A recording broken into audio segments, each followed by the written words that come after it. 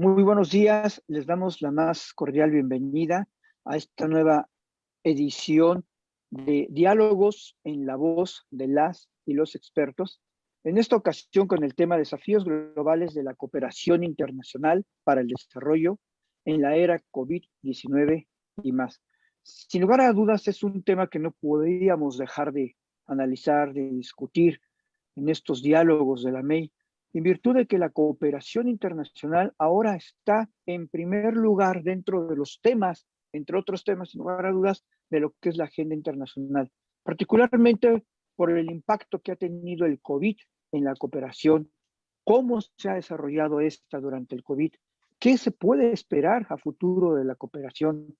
Se puede uno imaginar que va a haber mayores estadios, mayores canales, un fortalecimiento de la cooperación, no solamente en materia de salud, que es lo evidente, sino a partir de esto en muchos otros campos del desarrollo humano.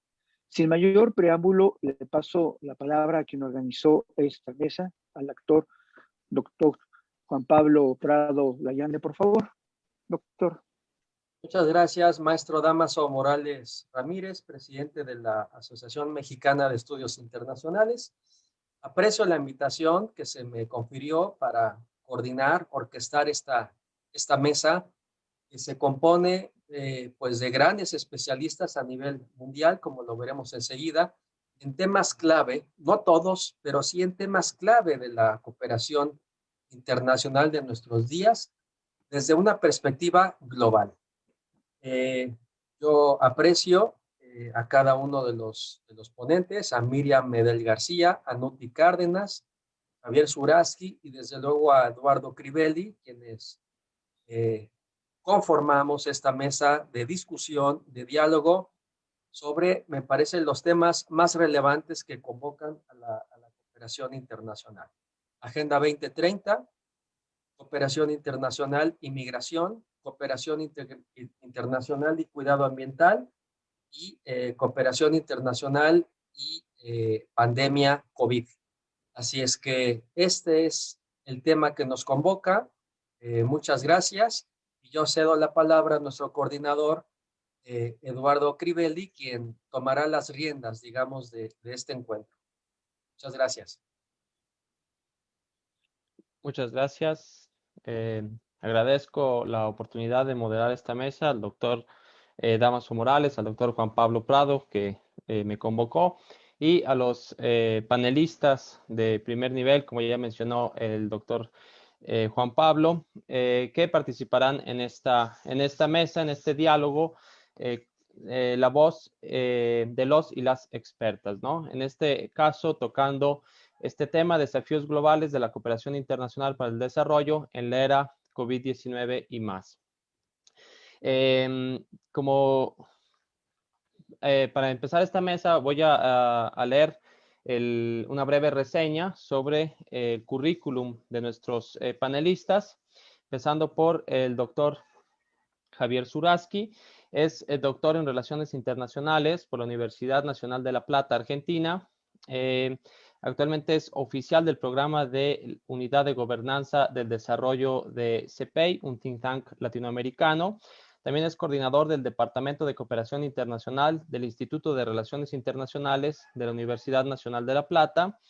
Es miembro del Academic Council of United Nations Systems y tiene distintas publicaciones en el ámbito de la cooperación internacional, por ejemplo, el de Prometeo y la Cruz del Sur, el examen nacional voluntariado de implementación de la Agenda 2030 y sus posibles sinergias en el examen periódico universal. El doctor Zuraski también trabaja distintos temas relacionados con la Agenda 2030 y temas afines. Después tenemos a la doctora, a la maestra Miriam Gabriela Medel García. Es licenciada en Relaciones Internacionales por la Facultad de Ciencias Políticas y Sociales de la UNAM. Es maestra en Asuntos Internacionales por la Universidad de Carleton, Canadá. Es miembro del Servicio Exterior Mexicano desde el 2006. Actualmente es comisionada al Secretariado de la Convención de Naciones Unidas en la lucha contra la desertificación, donde dirige el área de Relaciones Externas, Política y Promoción, siendo la única mexicana en el equipo directivo de esa institución. Con más de 20 años de experiencia en asuntos multilaterales y de sostenibilidad, Miriam se dedica a promover cooperación internacional en la lucha contra la desertificación y las sequías, el cambio climático y la protección de la biodiversidad. También tenemos entre nuestros panelistas a Nuti Cárdenas Alaminos.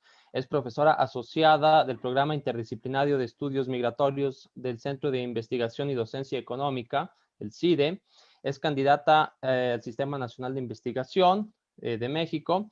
Es doctora en Ciencia Política y Sociales por la Universidad Nacional Autónoma de México. Hizo sus estudios de maestría en Cooperación Internacional para el Desarrollo en el Instituto Mora. Se especializó en temas de políticas migratorias en América del Norte, política para la integración de las personas en movilidad en México. Cuenta con diversas publicaciones sobre las políticas migratorias entre Estados Unidos, México, Canadá, nivel comparativo. Las más recientes podemos destacar la evolución de las políticas migratorias en América del Norte, 1990 al siglo XXI, oportunidades u obstáculos, una mayor movilidad en la región, así como sobre la política de México para la recepción e integración de poblaciones en movilidad entre estas zonas, ¿no?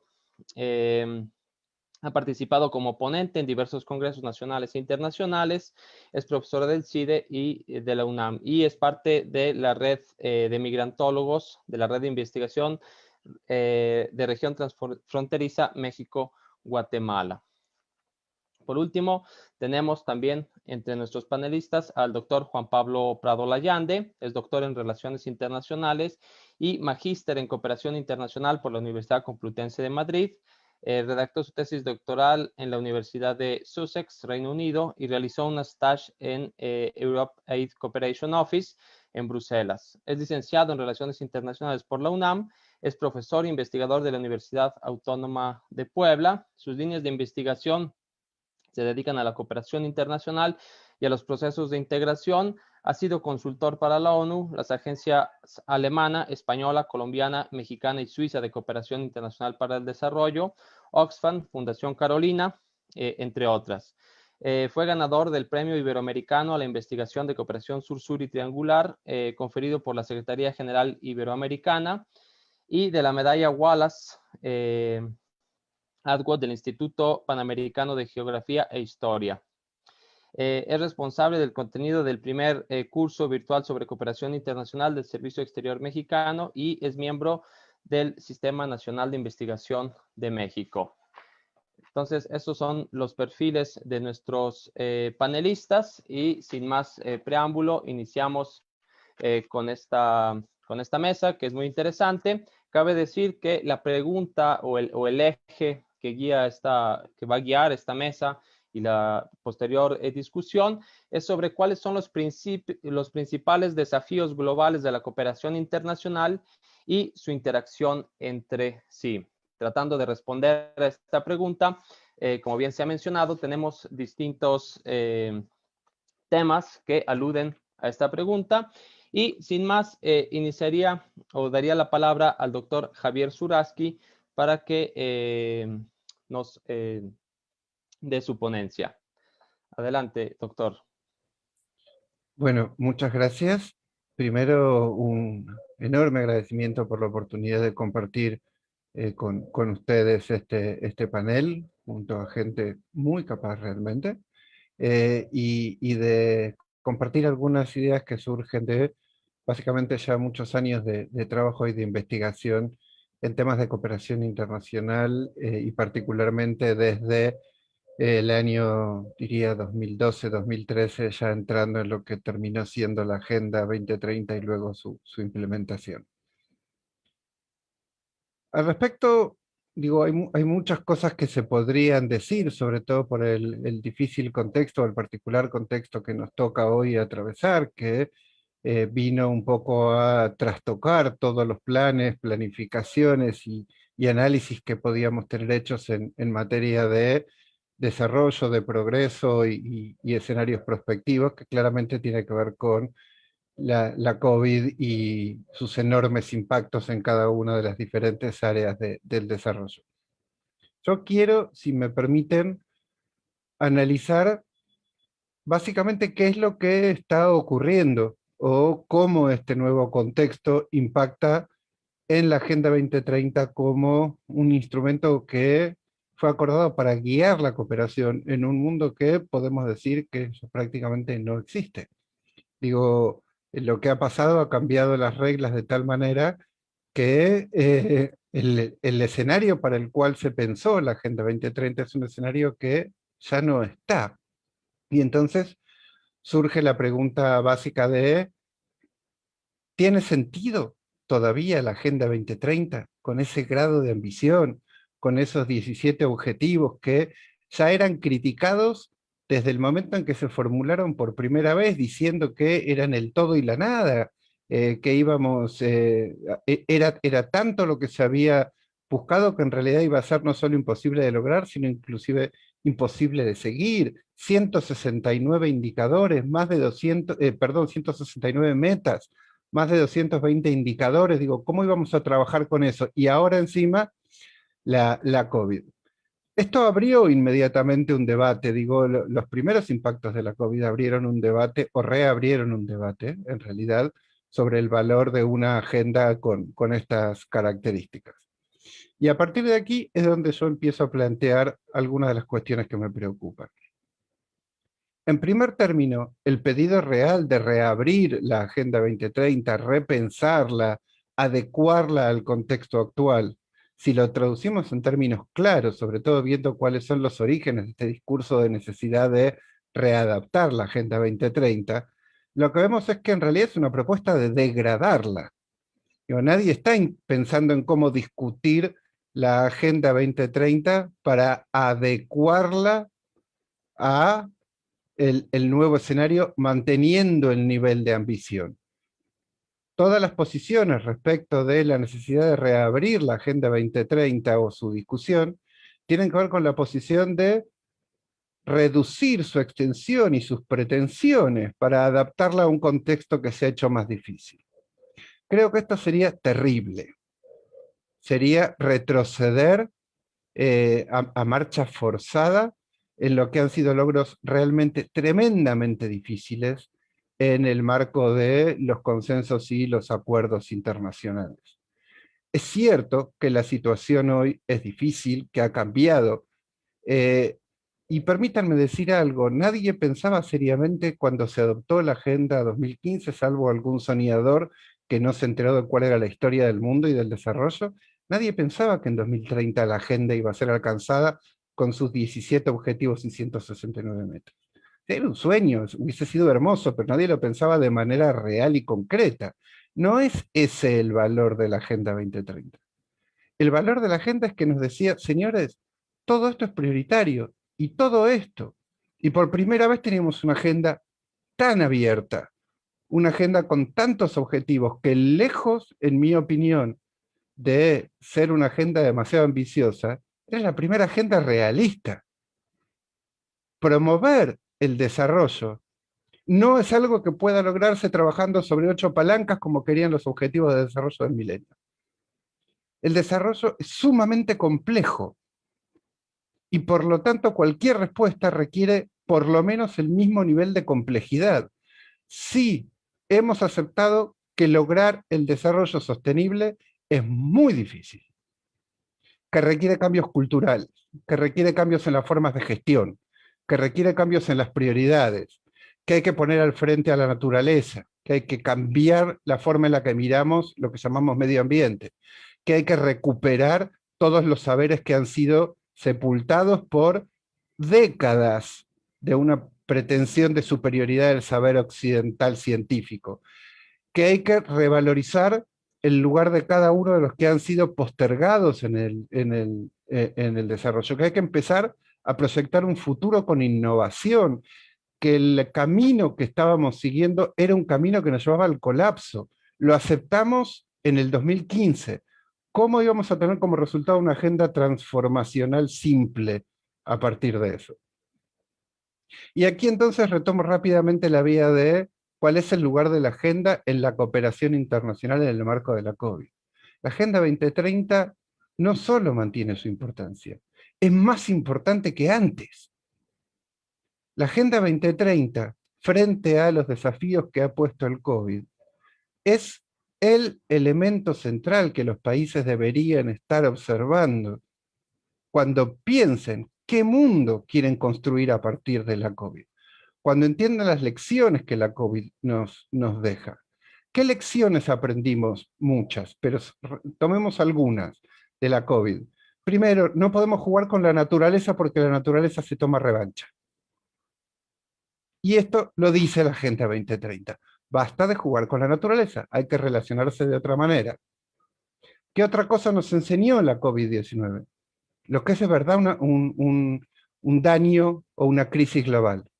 Por primera vez tenemos en la historia de la humanidad, estamos atravesando una crisis que no solo es global por su extensión, sino que es, y se ha puesto tan de modo para aplicarlo en otros ámbitos, es sincrónica. Ha habido otras pandemias, pero nunca se han movido tan rápido como para estar presentes en todas las regiones del mundo al mismo tiempo. Y esto tiene que ver con los progresos. Entonces, ¿qué progreso estamos haciendo? ¿Qué tipo de progreso estamos pensando en esta nueva sociedad? ¿Y qué tenemos que hacer para que ese proceso realmente juegue a nuestro favor? Tenemos una oportunidad enorme. Las personas de a pie, quienes no están interesados en temas de la cooperación, que son, como sabemos, la mayoría, por primera vez se han enterado de lo que es una crisis global. Se les ha metido en su casa. Les ha enseñado que una crisis global les impide ir a la escuela a los niños, les impide abrazar a la gente querida a todos, restringe nuestras libertades de movimiento. A partir de esto tenemos que saber crear una nueva base para el cambio. ¿Qué más nos enseñó la COVID-19? Que no hay peor sordo que el que no quiere escuchar. Las primeras alertas sobre una crisis exactamente como la que estamos viviendo, que yo he podido rastrear hacia atrás, van al año 2001. Tenemos alertas que se aceleran además. Un mes antes de que se declarara la crisis a partir de los primeros casos en Wuhan, el PNUMA dijo, cuidado, el mayor riesgo que enfrenta hoy la humanidad es una crisis con un virus de tipo gripal que se expanda rápidamente por el mundo, que demore en hacerse explícito de tal manera que permita que la gente se mueva y describió la COVID en un 99% como el riesgo más alto mundial un mes antes del primer caso. Y esa es, de lo que yo tengo registrado, la 12ª alerta en 10 años. No estamos escuchando a los que saben. Y no va a haber vacunas para el cambio climático. Y no hay vacunas contra el daño que produce la inequidad global en los niveles a los que hemos logrado. Y no hay ni habrá investigación científica que pueda terminar en una receta mundialmente aplicable para que dejemos de postergar a los postergados, para que el patriarcado deje de golpear y asesinar a las mujeres, para que recuperemos el conocimiento de nuestros pueblos originarios, para que aprendamos lo que son los bienes comunes. No las hay y no las va a haber. O lo aprendemos a partir de lo que conocemos y porque la Agenda 2030 nos convoca a esto, o cuando lo que hoy son amenazas se conviertan en realidades, va a ser muy tarde para responder. Y va a haber mucho dolor en la respuesta. Entonces, no es una cuestión de técnica del desarrollo. Es una cuestión seguir, revalorizar, reconocer la Agenda 2030 en el marco del COVID. Es una cuestión básicamente de humanidad, de que nos importe el otro, de recuperar los valores básicos que sirvieron a la construcción de todo el sistema de cooperación internacional. Si se quiere, tomando distintas teorías, es momento que nos volvamos tan egoístas que empecemos a preocuparnos por el otro para poder estar a salvo. ¿Quieren caminar por ese lado? Podemos caminar por ese lado también. No hay problema. pero es momento que por una razón o por la otra empecemos a entender que el mundo de verdad es global. Y esto significa que los problemas y las soluciones por primera vez en la historia solo pueden ser globales. Ya no hay manera de combatir los problemas más graves que enfrenta la humanidad si no es a través de respuestas globales. No puede solucionarse la guerra, no puede solucionarse la pobreza, no pueden superarse los niveles de inequidad, no puede derrumbarse el patriarcado si no actuamos de manera global. Esto es muy claro. Y la Agenda 2030 lo dijo en 2015. Porque todavía hay una mirada miope sobre la Agenda 2030, que piensa que la Agenda 2030 son los 17 objetivos con sus 169 metas. Y déjenme decirles algo. Lo menos importante de la agenda son los 17 objetivos y sus 169 metas. No deberíamos prestarle demasiada importancia a eso. ¿Qué es lo esencial de la Agenda 2030? La Agenda 2030 se abre con una promesa de qué mundo queríamos para 2030. Un mundo con pleno respeto de los derechos humanos, un mundo donde haya cambiado nuestra relación con la naturaleza, un mundo donde nos importe el otro. Eso es la Agenda 2030. La Agenda 2030 nos dice no solamente tenemos que lograr estos objetivos, nos dice para alcanzar ese fin tenemos que respetar ciertos medios y nos marca principios. No dejemos a nadie atrás, actuemos de manera universal, dejemos de gestionar las cosas en compartimientos estancos. Pasemos a hacernos responsables todos por lo que nos pasa a todos. Estos son principios que están en la Agenda 2030. Recuperemos esos principios por sobre los objetivos. Recuperemos la visión política del mundo al que queremos ir por sobre los objetivos.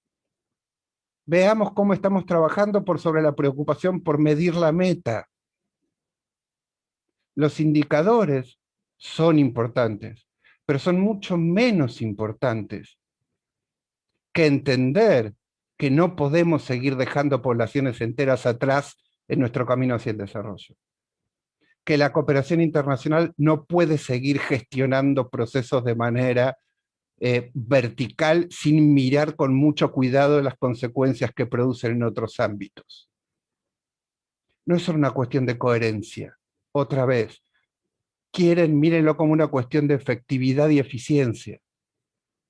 No sobran los recursos. No se trata de volver a la agenda de la eficacia. Se trata de entender que lo eficaz es trabajar juntos. Que lo eficaz es localizar nodos de acción sobre los cuales confluyen múltiples puntos y trabajar ahí. Y esos nodos pueden ser nodos multisectoriales, una acción que impacte en muchos puntos o en muchas áreas al mismo tiempo.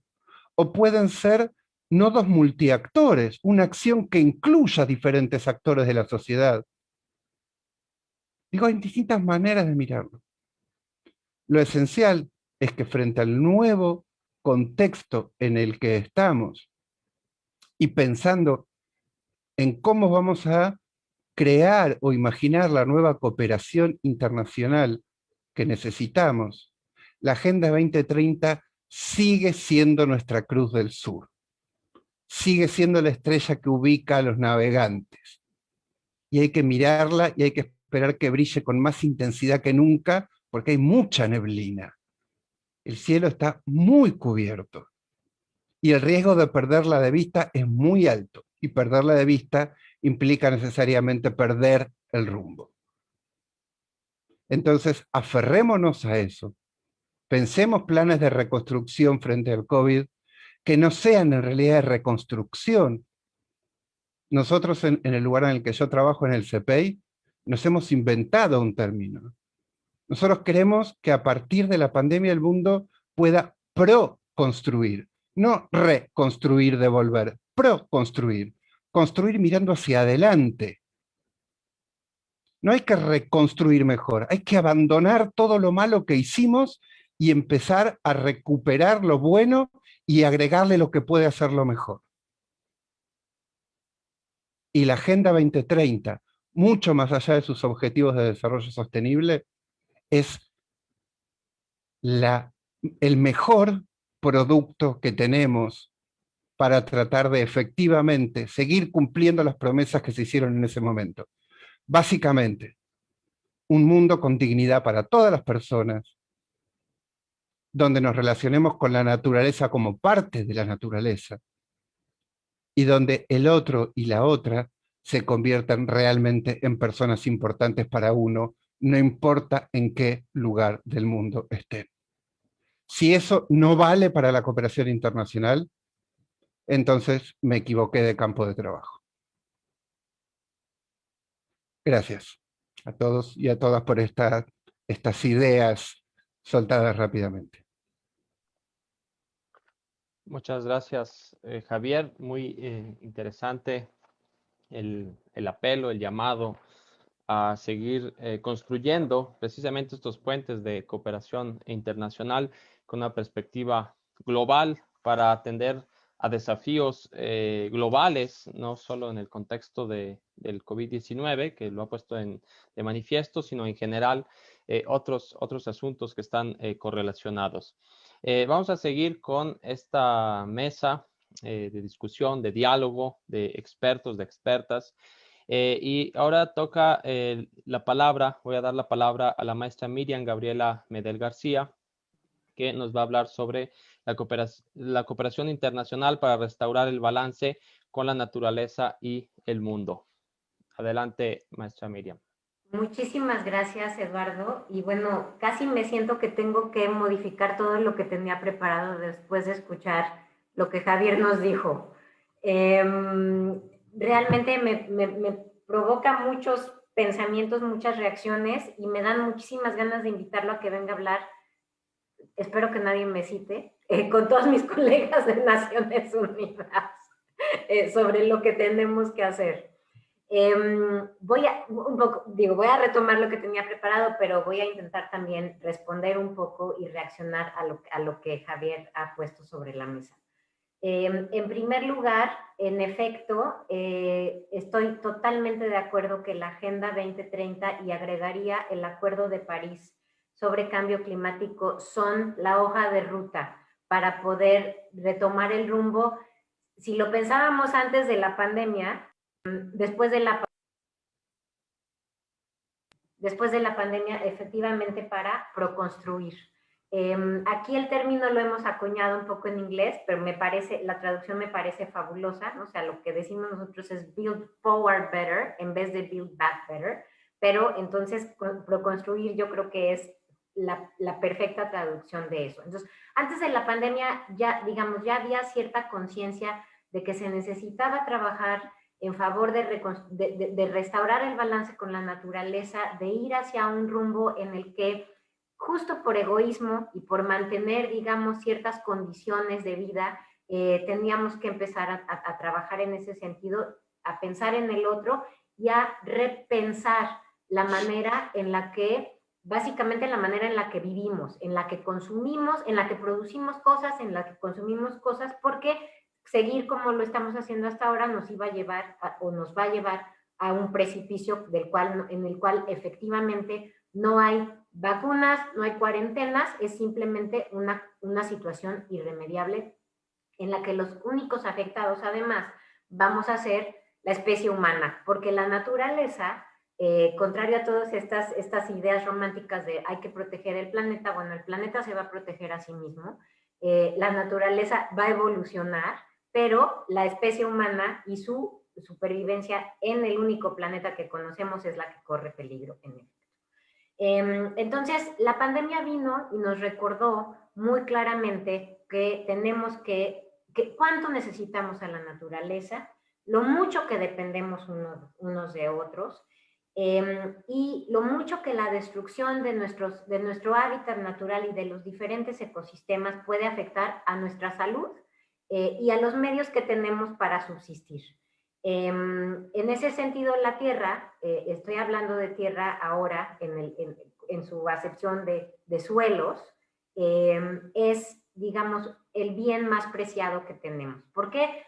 Porque está asociada, la raza humana, la existencia de la humanidad sobre el planeta está asociado a la tierra, al cultivo, a la alimentación y a todos los recursos que obtenemos de ella, ¿no? Hay estudios, por ejemplo, de la organización, de la FAO, que nos dicen que el 99.9 de las calorías que consumimos, seamos veganos, vegetarianos, carnívoros o sea el régimen alimenticio que tengamos, el 99.9% de nuestras calorías provienen de la tierra, de los suelos, de lo que produce la tierra. Además, de ahí sacamos el alimento que le damos a los animales, la fibra que sacamos si es que nuestra ropa no es sintética, también los combustibles fósiles de alguna manera vienen de ahí, minerales, etcétera. O sea, entonces eso nos lleva a que el 99% de los recursos que utilizamos como humanidad provienen de la tierra.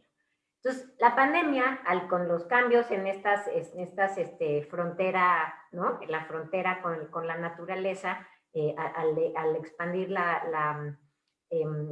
los asentamientos humanos, las tierras de cultivo, las fronteras agrícolas, entonces vienen la zoonosis, enfermedades que los humanos adquirimos a través de los animales, y bueno, está la teoría muy claramente planteada de que el coronavirus es una zoonosis, al igual que el ébola y otras enfermedades igual terribles que no se han convertido en pandemias, pero que también tienen un grado de costo humano y económico altísimo. Entonces, digamos, en esta convención en la que yo trabajo ahora, que es la convención para combatir la desertificación, la degradación de la tierra y la sequía, digamos, eso no es el título oficial, pero las tres cosas vienen juntas, un poco hay como mucha claridad y mucha conciencia de que esto al final del día irremediablemente iba a suceder y que lamentablemente todas las conferencias de negociación y todo lo que se trata de hacer no estaba resultando eficiente o no íbamos al nivel requerido para poder revertir esta situación. Entonces, bueno, el problema es muy claro, la pandemia digamos, lo exacerba, nos pone la alarma mucho más clara ahí, y entonces ahora, ¿qué tenemos que hacer? Pues buscar soluciones.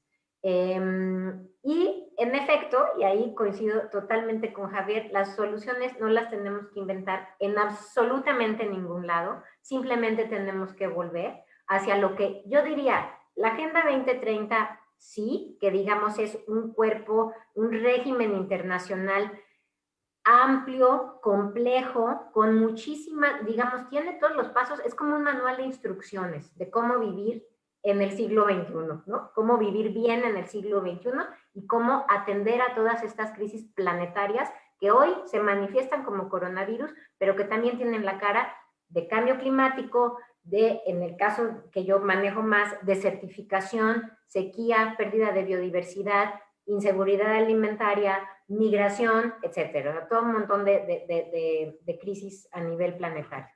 Entonces, vamos a ver qué nos puede ofrecer la Agenda 2030 y qué nos puede ofrecer, yo diría, inclusive más allá, todo el cuerpo conglomerado de decisiones que se emanan de las convenciones de Río, que es una convención sobre cambio climático, una convención sobre desertificación y una convención sobre diversidad biológica.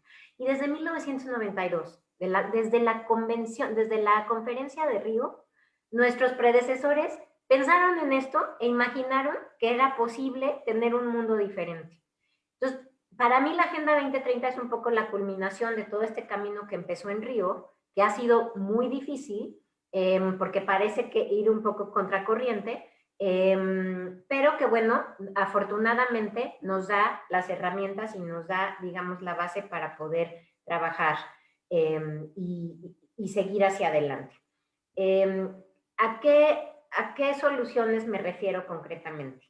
Bueno, yo creo que todos los objetivos de desarrollo sostenible deben de ser, digamos, el norte, la estrella a la que se refería Javier, y específicamente yo diría, tenemos que poner un poco mucha atención en el objetivo número 15, que es vida sobre la tierra, porque como decía anteriormente, la tierra es lo que nos sostiene, lo que nos da de comer, donde vivimos, lo que nos da vestir, etc.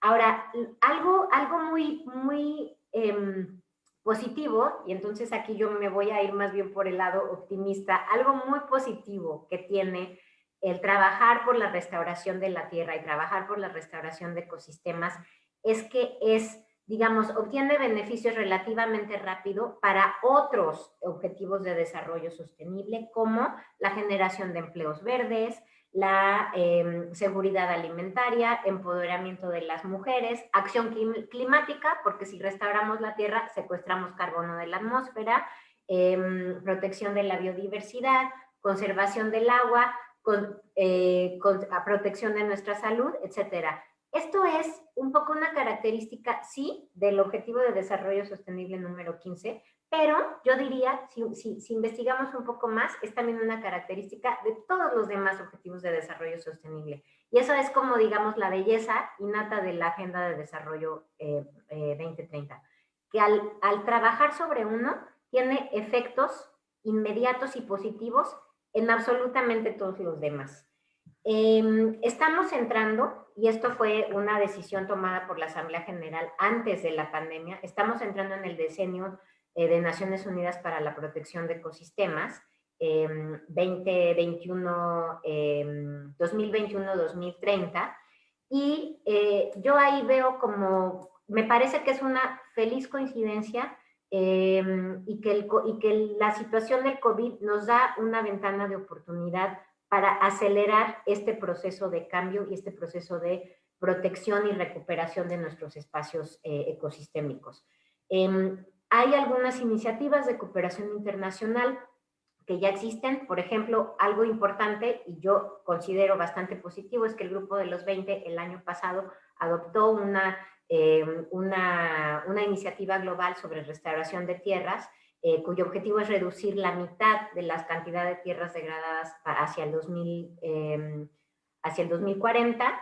Y tenemos, por ejemplo, otras iniciativas que están resultando bastante exitosas, como la Gran Muralla Verde del Sahel africano, que es una zona que yo considero un laboratorio para, por ejemplo, lo que pasa en el corredor seco de América Central. O sea, el Sahel, con todos estos problemas que tiene de migración, de criminalidad, de falta de población muy joven, al trabajar en la restauración de la tierra, y afortunadamente ahora ha habido como mucho interés por parte de ciertos países desarrollados para financiar esta restauración integral del Sahel, eso puede resultar como un buen experimento que nos puede ayudar a pensar en iniciativas similares en otras partes del mundo, por supuesto adaptadas a las circunstancias de cada región, como puede ser el corredor seco en Centroamérica. Entonces, lo que yo diría para concluir son tres conceptos más. Uno, tenemos las herramientas, como lo dijo Javier.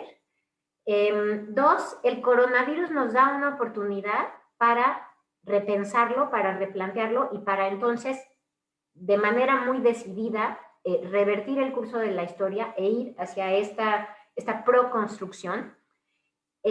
Además, el coronavirus nos demostró que la inversión requerida para estos cambios, que no es menor, digo, lamentablemente no es menor, y las decisiones que toman muchos gobiernos muchas veces nos lo demuestran, o sea, se van por un poco por lo que ya es conocido, lo que les resulta familiar, lo que les resulta, en cierto modo, barato, pero con el coronavirus, el gasto para la recuperación no ha sido en los miles de millones, sino en los billones de dólares, ¿no? O sea, trillones, lo diría en inglés trillones.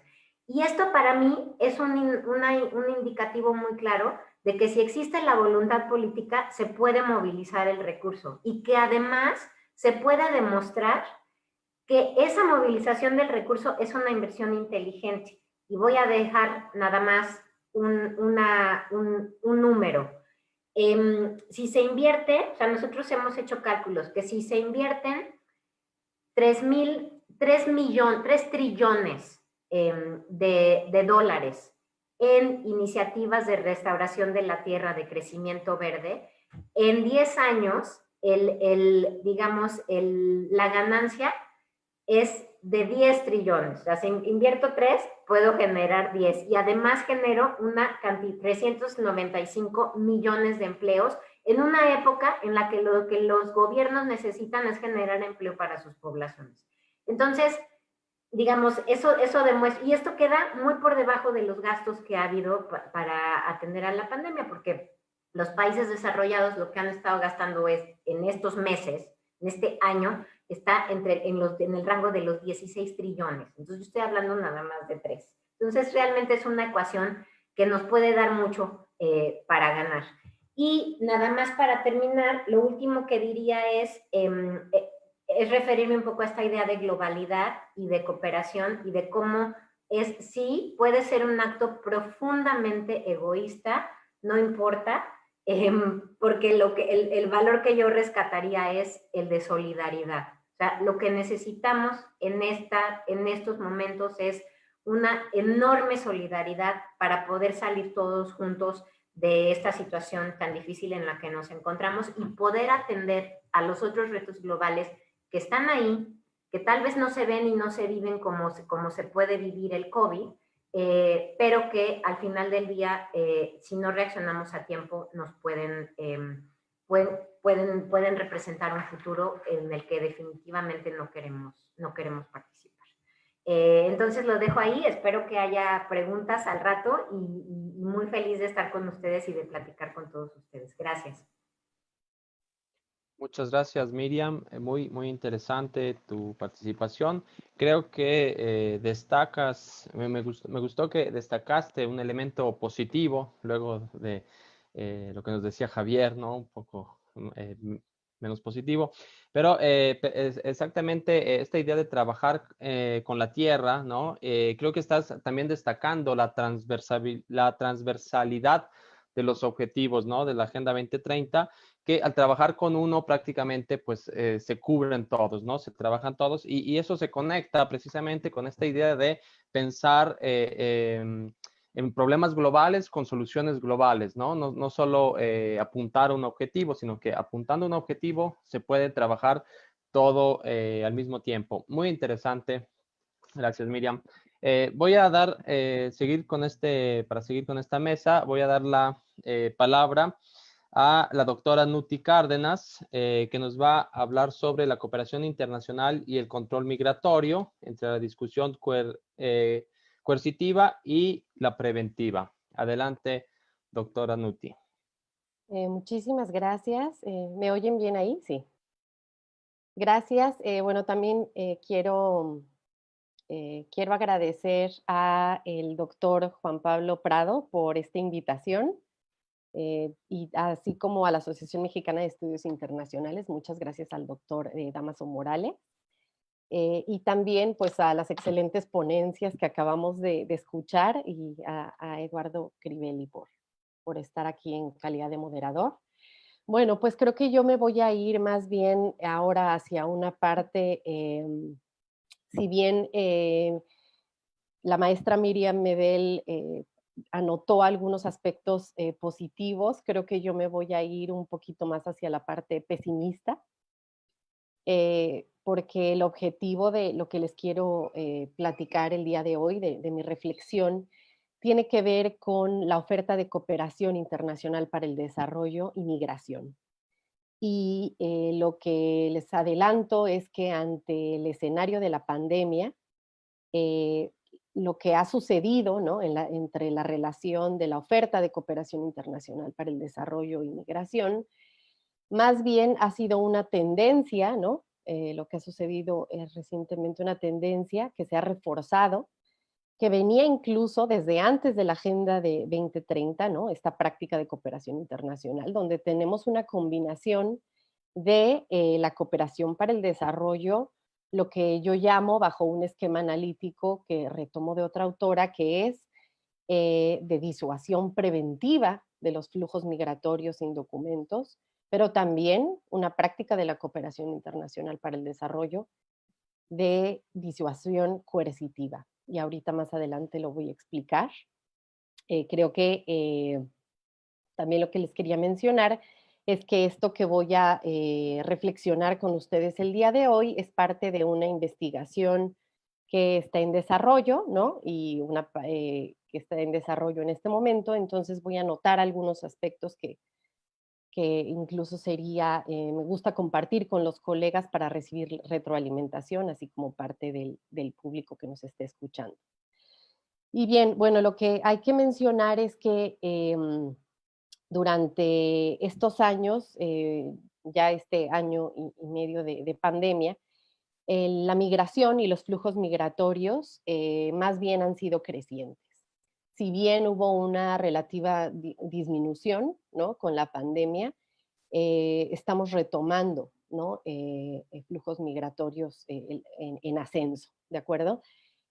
Para el 2019 se estimaba, de acuerdo con la OIM, que los migrantes internacionales eran de casi 272 millones en todo el mundo, constituían alrededor del 3.5% de la población mundial, y si lo vemos en comparación con el 2000, pues hubo un crecimiento de 51 millones de migrantes internacionales.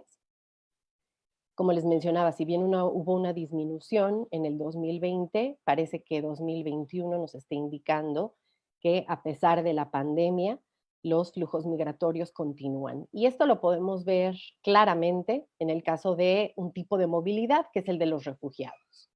Justo hace unos días fue el Día Internacional del Refugiado, y la Agencia de Naciones Unidas para los Refugiados, justo mensaje, uno de los mensajes que manda a nivel global es que para el 2020 el número de personas forzadas a abandonar sus lugares de origen aumentó, ¿no? La cifra alcanzó 82.4 millones, y ese fue un aumento de 4% con respecto al 2019.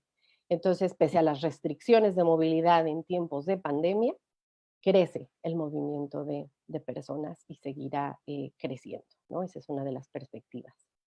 Ahora, a nivel internacional, y un poquito antes de hablar de Agenda 2030, las migraciones internacionales, ¿no?, y el impacto que tienen en la realidad internacional y en las relaciones entre los países, ¿no?, impacto económico, social, político, ya se había, digamos que ya se había tomado interés en esto en la comunidad internacional, ¿no?, en el tema de la migración. De hecho, desde la década de 1990, en el 94, justo se empezaron a analizar, ¿no?, en la Asamblea de Naciones Unidas, se empezaron a analizar, debatir y para dar respuestas políticas coherentes a diversas temáticas dentro de la migración, y una de ellas era el impacto que tiene el desarrollo sobre la migración y viceversa, ¿no? ¿Cómo podemos impactar con acciones de cooperación al desarrollo en el tema de los flujos migratorios? Digamos que fue un antecedente la década de los años 90, y fue en el 2015, ¿no?, ya con la Agenda 2030, es la primera vez, ¿no?, que en 2015, que gracias, ¿no?, a la Agenda 2030, la migración se integra explícitamente en la Agenda Mundial de Desarrollo, ¿no? Entonces, en ese sentido, como mencionaba el doctor Javier Zurasky, pues sí, hay que aplaudir, ¿no?, digamos, esta acción, ¿no?, o esta Agenda 2030, y si bien más allá de los objetivos y todas las metas que tiene la Agenda 2030, sí quiero mencionar que justo, ¿no?, lo que nos hace pensar, o a partir de la Agenda 2030, es facilitar la migración y la movilidad de manera ordenada, segura, regular y responsable, ¿no? Eso es a lo que nos invita en la Agenda 2030, entre muchos otros objetivos, ¿no? Como ya bien mencionó Miriam, hay objetivos transversales y unos se conectan con otros.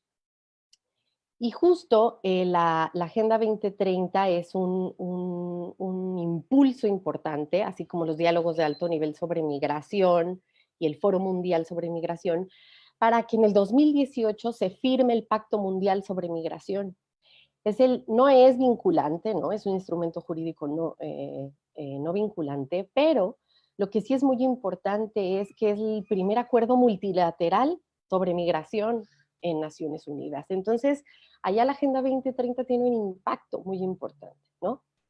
Y yo nada más quisiera hacer énfasis aquí en dos objetivos que tiene este Pacto Mundial para la Migración. O sea, son aspectos positivos, si así lo queremos ver, en este balance que estamos haciendo el día de hoy. Y uno es justo el de fortalecer la cooperación internacional y las alianzas mundiales, ¿no? Reconociendo las dificultades de países africanos, países menos adelantados, los países en desarrollo, y los países firmantes proponen, ¿no? Justo propusieron como acciones específicas apoyar a otros estados cuando se aplique el Pacto Mundial, prestando asistencia financiera y técnica en función de las prioridades políticas de esos estados, ¿no? Incluso también se comprometieron a realizar un esfuerzo por intensificar la cooperación norte-sur, sur-sur y triangular. Otro objetivo que me gustaría subrayar es que justo una visión que se tiene a nivel global es que si se minimizan los factores adversos y estructurales que obligan a las personas a abandonar su país de origen, pues se tenderá a reducir los flujos migratorios de personas sin documentos o a poder hacerlos de manera más controlada, segura, etcétera, ¿no?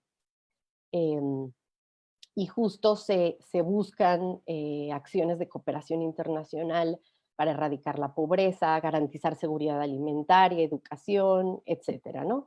Digamos, factores estructurales que impulsan o que detonan la migración. Sin embargo, ¿no? La parte aquí más bien que yo menciono como negativa de esto que les quiero mencionar es que en realidad el ejercicio de la cooperación en el tema migratorio, ¿no? Hacia los flujos de personas sin documentos, más bien ha tomado un rumbo que no necesariamente es el acordado en este pacto, ¿no? Y ese rumbo lo ha tomado desde fines de la década de los 90, 2000. Y aquí justo para eso me sirven estas dos ideas que yo les mencionaba al principio de disuasión coercitiva y disuasión preventiva, ¿no? Básicamente la disuasión coercitiva son todas las medidas que llevan los estados para controlar y contener la migración irregular en su frontera y en sus países vecinos, ¿no? Lo que comúnmente se llama externalización de fronteras. Y la disuasión preventiva se refiere más bien a las acciones que realiza un estado receptor de migrantes, pero digamos en el país de origen, antes que inicie el proceso migratorio, ¿no? La finalidad de esta estrategia es desalentar a los migrantes, potenciales migrantes a migrar, y ahí las acciones de cooperación internacional para el desarrollo se han considerado como pieza fundamental. Pero en realidad lo que estamos encontrando, ¿no? en esta investigación es que desde hace más de 10 años, ¿no? Hay un aspecto muy controvertido que es pues que la cooperación internacional para el desarrollo, el ejercicio, los recursos, se van a una parte más bien de contención y no tanto de prevención. Sí hay una parte de prevención, pero hay un importante flujo de recursos para la contención. Y aquí les puedo poner algunos ejemplos, ¿no? De la ayuda de la Unión Europea hacia el exterior para el periodo 2000-2006, que son 934 millones de euros, solo 13% se encaminó al desarrollo de Marruecos y Somalia. Y la mayor parte se destinó al fortalecimiento de controles fronterizos. También, por ejemplo, si vemos entre el 2016 y 2017, la Unión Europea hizo varios pactos con Jordania, Líbano, Mali, Nigeria, y se incluyen diversas medidas como desarrollo de comunidades en Libia, por ejemplo, pero también mejorar las condiciones de los centros de detención.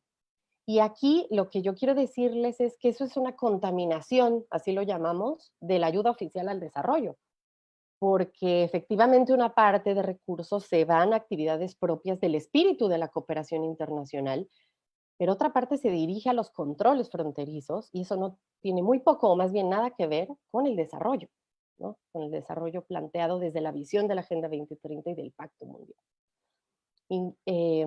Incluso yo diría hay países que han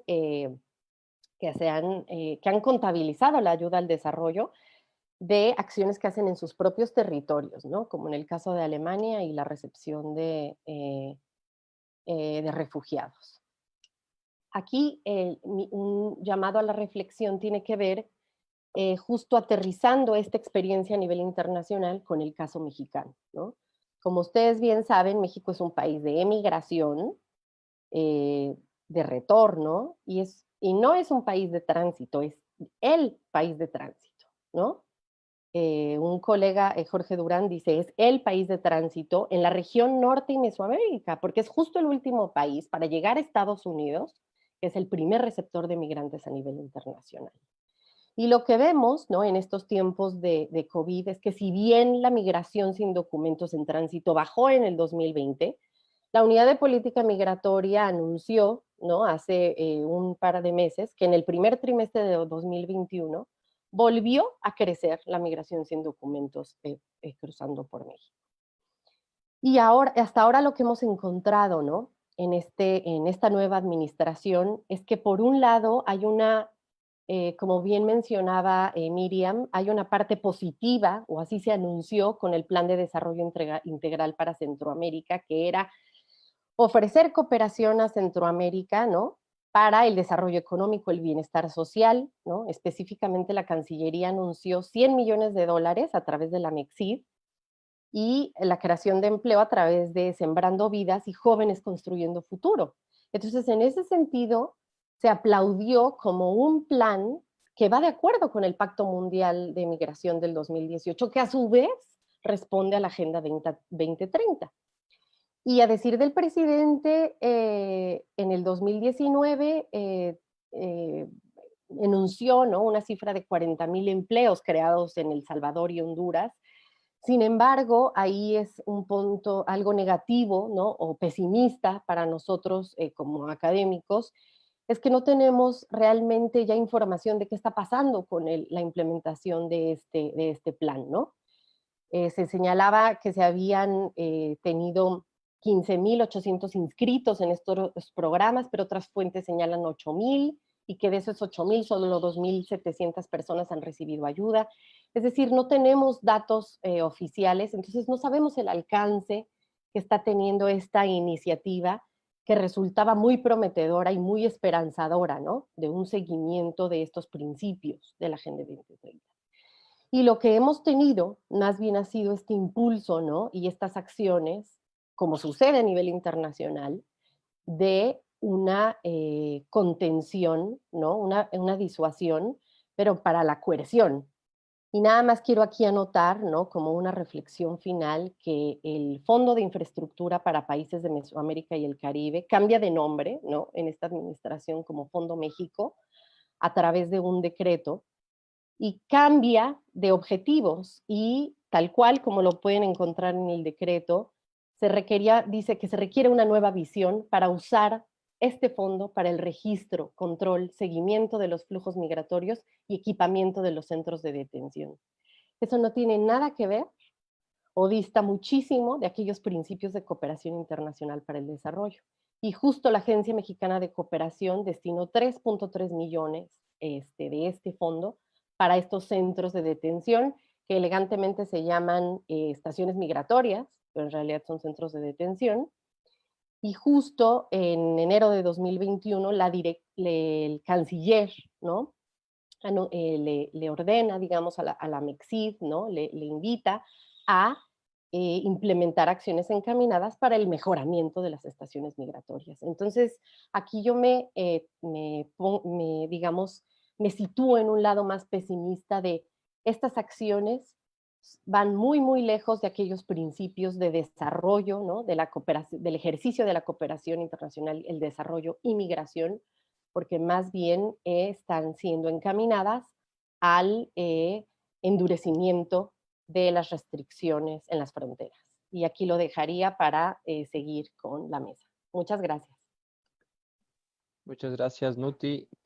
Creo que también muy importante este tema, que obviamente se entrelaza con los que se habían venido planteando en esta mesa, y sobre todo destacar esta idea de que en este mundo globalizado, de problemas globales, se da cada vez más preferencia a la libre circulación de mercancías, pero hay cada vez más restricciones para la movilidad de las personas, y precisamente este es un tema que tocas, sobre todo a partir de esta idea de la desvirtuación de la cooperación, ¿no? De ese espíritu de cooperación que se va hacia controles migratorios, coercitivos, etcétera, que están alejados o toman otra vía respecto a las ideas de desarrollo y del espíritu mismo de la cooperación internacional. Entonces es muy interesante reflexionar sobre estas tensiones que se van causando, que se van tejiendo en estos procesos.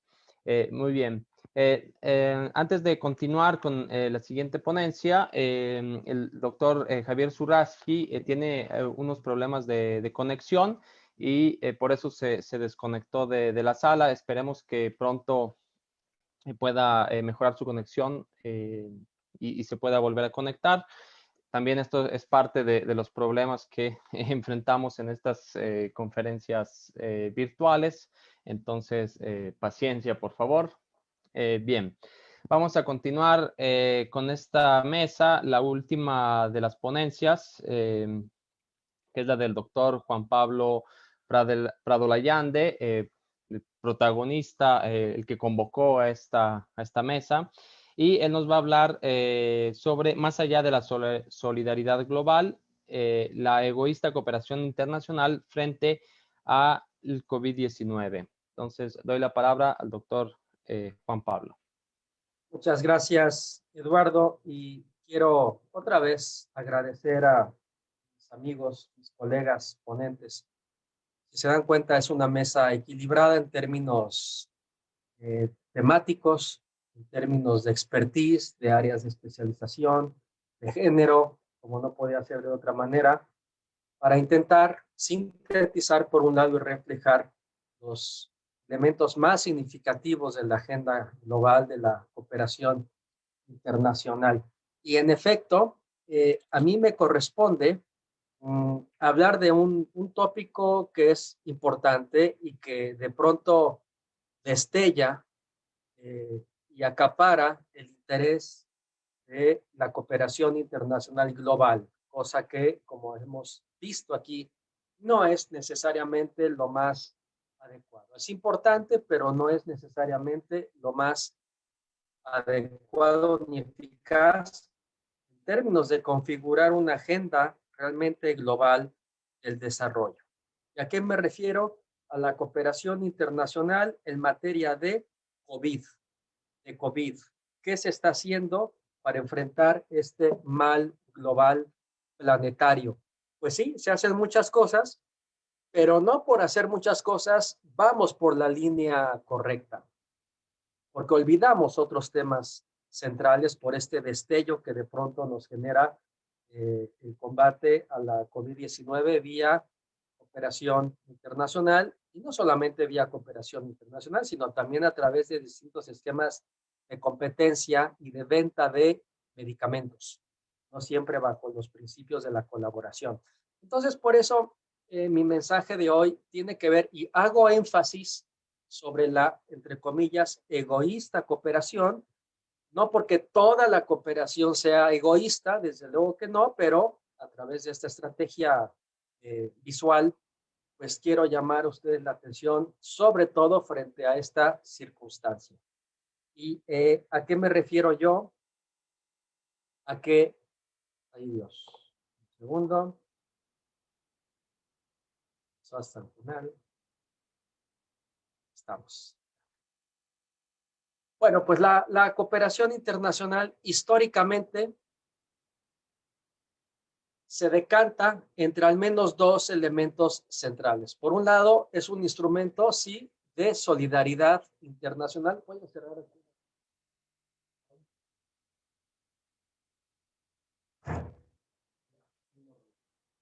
Es un instrumento, perdón, de solidaridad internacional, desde luego, el lado amable, positivo de las relaciones internacionales, sin duda, pero no es solo eso. O sea, la cooperación internacional también, en muchos pasajes de la historia, pasada y presente, es un mecanismo de poder de algunos actores internacionales. Por tanto, la cooperación internacional, en lo general, parte de fundamentos que tienen que ver con la generosidad, pero también con la geopolítica. ¿En dónde ubico mi cooperación internacional? de manera estratégica en función de mis intereses y de mis aliados. La ayuda al desarrollo, dice Carlos Sillán, está por debajo de la ayuda a los aliados. Es un planteamiento fuerte, pero interesante. La cooperación internacional se debate entre el multilateralismo y el bilateralismo, y en términos académicos, al fin y al cabo soy profesor, entre los fundamentos constructivistas que hacen valer, digamos, intereses solidarios, morales en el concierto internacional, versus los intereses duros de los países y de los países en particular más poderosos, o de países como China, aunque es un país del sur, también ofrece su cooperación en buena medida con base en sus intereses nacionales. ¿Y qué ocurre con la cooperación internacional de cara a la COVID-19? Pues exactamente lo mismo. Es decir, la historia y el esquema se replica como no podía ser de otra manera en un mundo en el que no hemos aprendido lo suficiente. La cooperación internacional frente a la COVID-19 está, sí, entre la solidaridad y el poder. Hay ejercicios en ambos sentidos. Por un lado, hay experiencias generosas, pero también arraigadas en esquemas geopolíticos muy duros, lo vamos a ver enseguida. El tema de la COVID está entre las donaciones y la comercialización, ¿verdad?, del producto, de la dosis, del antídoto. La atención a la COVID-19 también se debate en temas morales. ¿Vacunamos a niños en países desarrollados o cedemos y vacunamos a adultos en el sur? La cooperación también es altamente selectiva, por tanto, no se reparte, digamos, el pastel insuficiente de las vacunas de manera equilibrada por el mundo, y por consiguiente hay fragmentación entre los oferentes y los receptores, que también compiten por el acceso al retroviral. Y por si faltaba algo, la cooperación también se debate entre los esquemas multilaterales y bilaterales. Predominan los bilaterales hasta el día de hoy.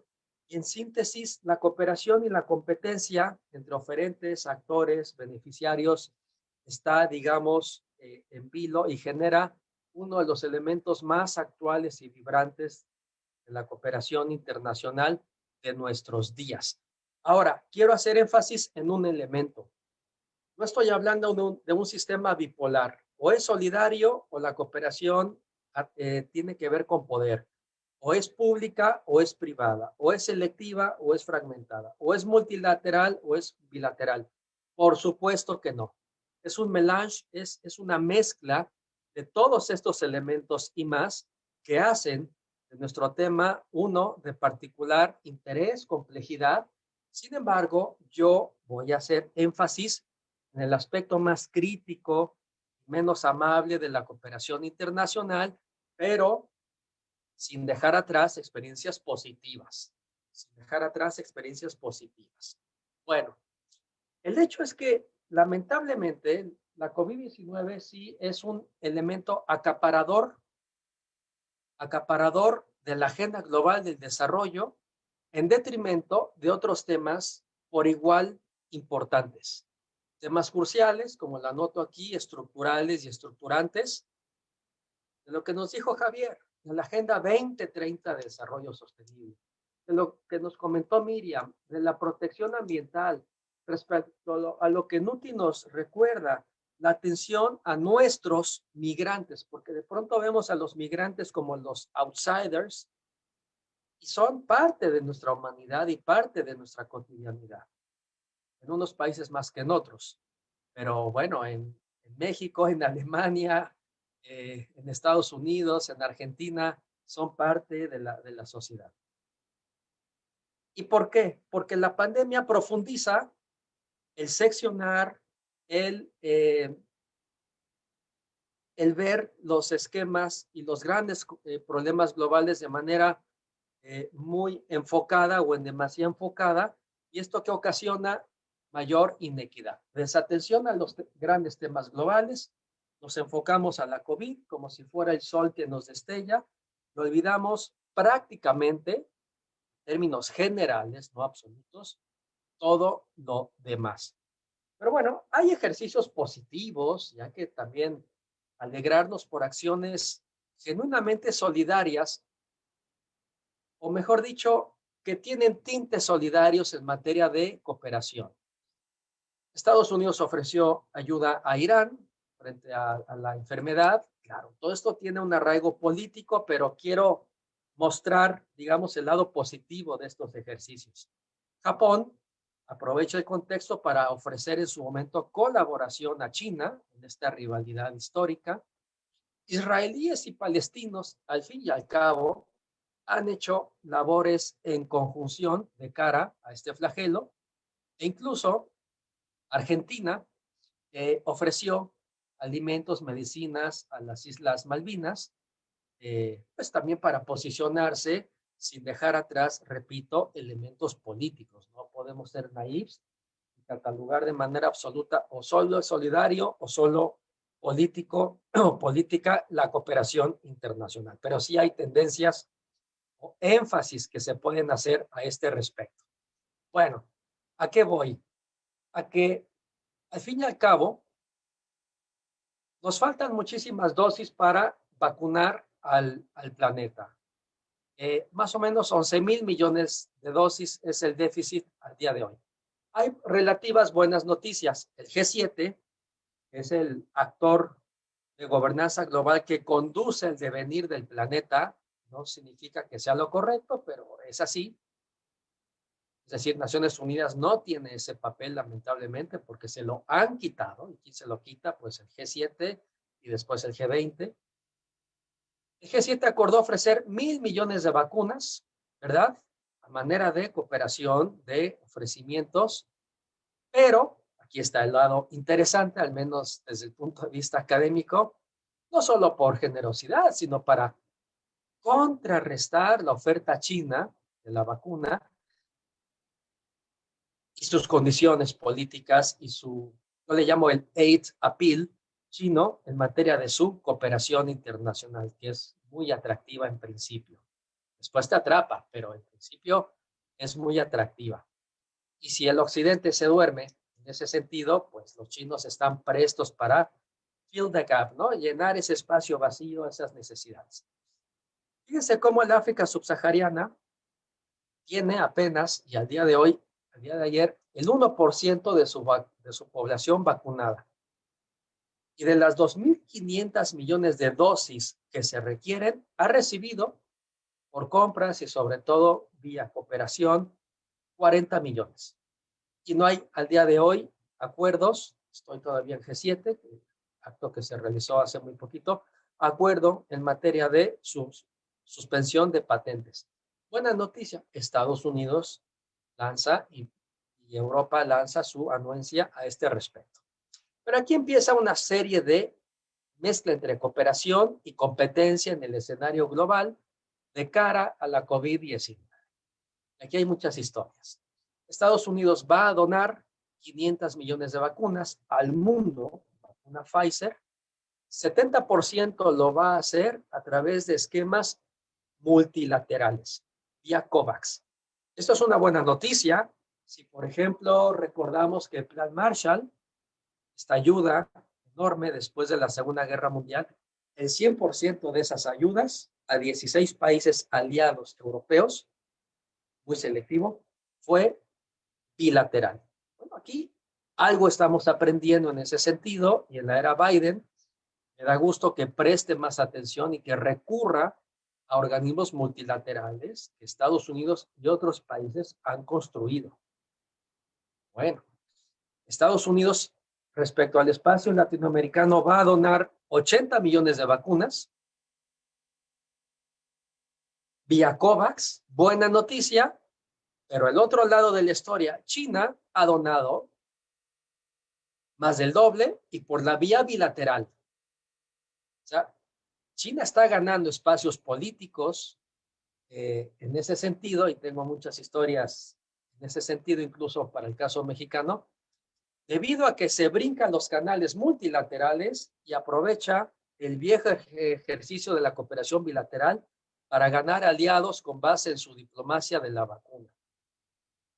Pero Estados Unidos y Occidente no se quedan atrás en esta competencia cooperativa, si la podemos llamar así, o entre el egoísmo y la solidaridad. Quizás han escuchado del esquema Quad, que es una asociación informal de países que lo constituyen Estados Unidos, India, Australia y Japón. Tuvieron su reunión, su cumbre hace muy poco, para incentivar colaboración en muchos ámbitos y entre ellas COVID, para atender a esta región del planeta, pero también otra vez de manera en buena medida reactiva frente al frente a la hegemonía china en el centro del planeta, que es la región Indo-Pacífica. ¿Ok? Entonces, la vacuna COVID es el principal instrumento de cooperación, por un lado, política, geoestratégica y a la vez, en muchos casos, solidaria en el mundo actual, en donde Estados Unidos y China parece ser que toman el liderazgo. Buena noticia, que Estados Unidos empieza a volver al mundo y al menos tiene un papel importante en esta cooperación que tiene que ver con la COVID-19. Pero hay mucho más que eso y el mundo no es bipolar ni mucho menos. Sinovac, vuelvo a China, por ejemplo, utiliza de manera política su cooperación frente a embates políticos desde Brasilia. Y Sinovac, como lo pueden ver aquí, exige al gobierno de Brasil que deje de criticar a China y a la vacuna Sinovac y a las vacunas chinas y otros aspectos, derechos humanos, etcétera, porque si no lo hace, China va a reducir sus compromisos en materia de suministro de Sinovac a Brasil.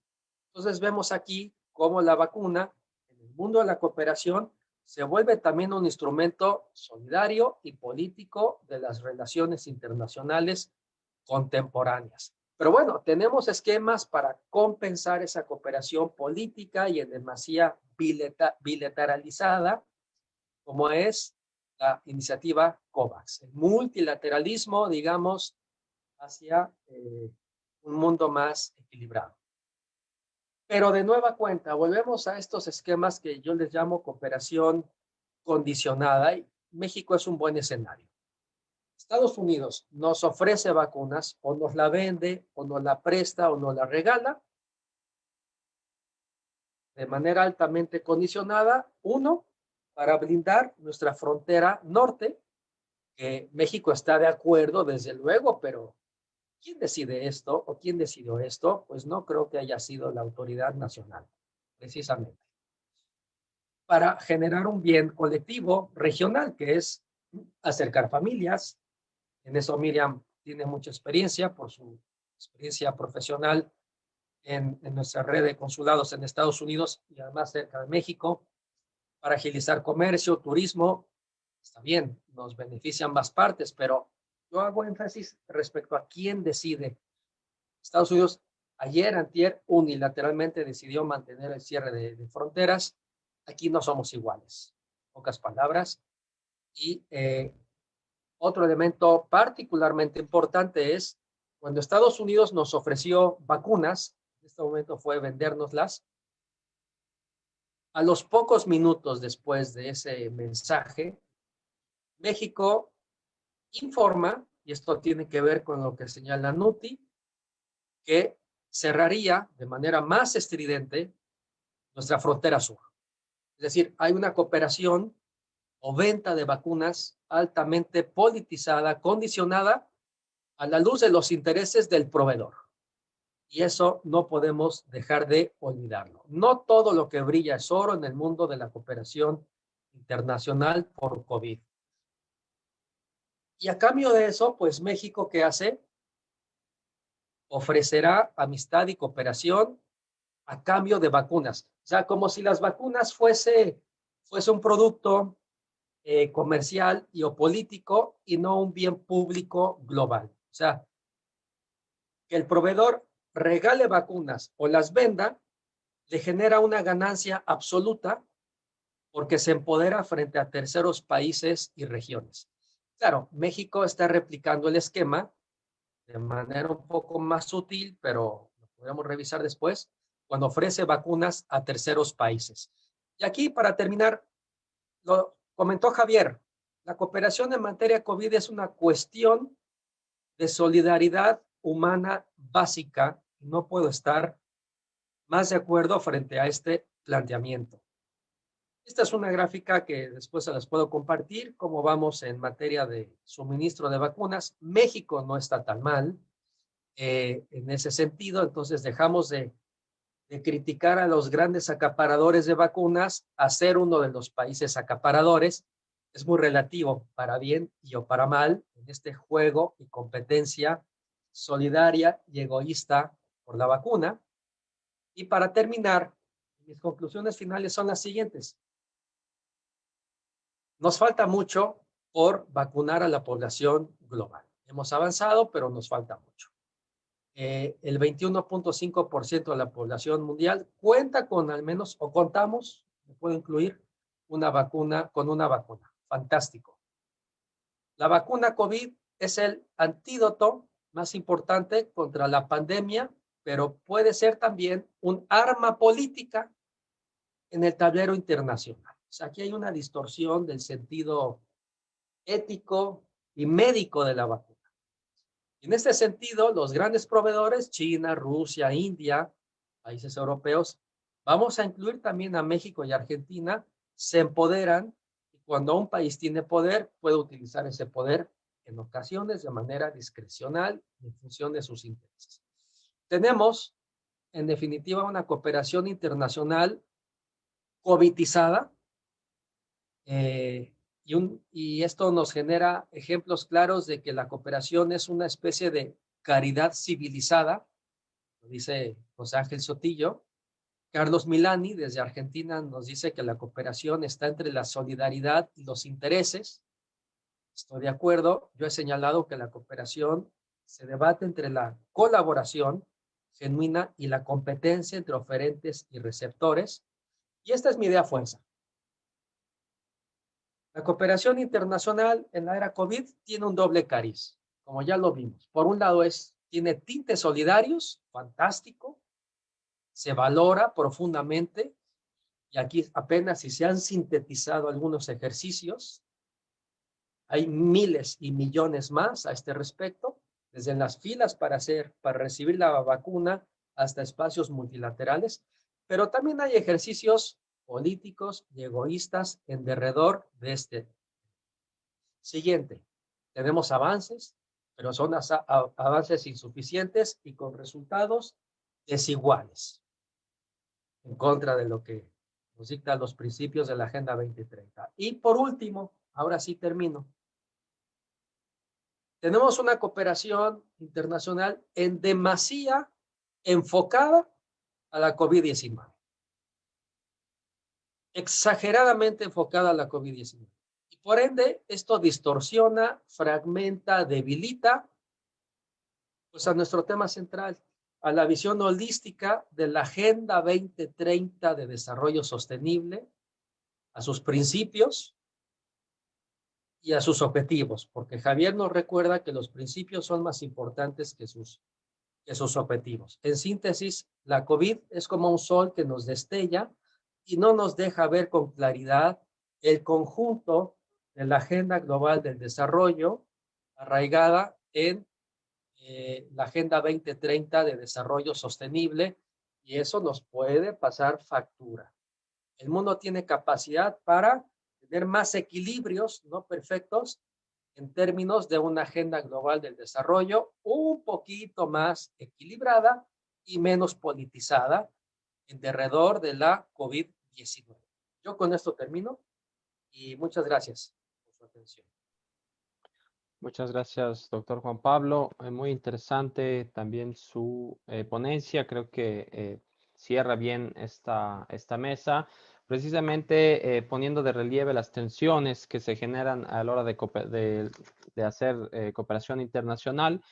precisamente entre la colaboración y la competencia, como usted menciona, y que no es algo exclusivo del COVID o de esta era COVID, sino que se ha puesto de manifiesto, se ha develado aún más durante esta era COVID, sobre todo en esta cuestión de las vacunas y de la solidaridad internacional combinada con intereses políticos.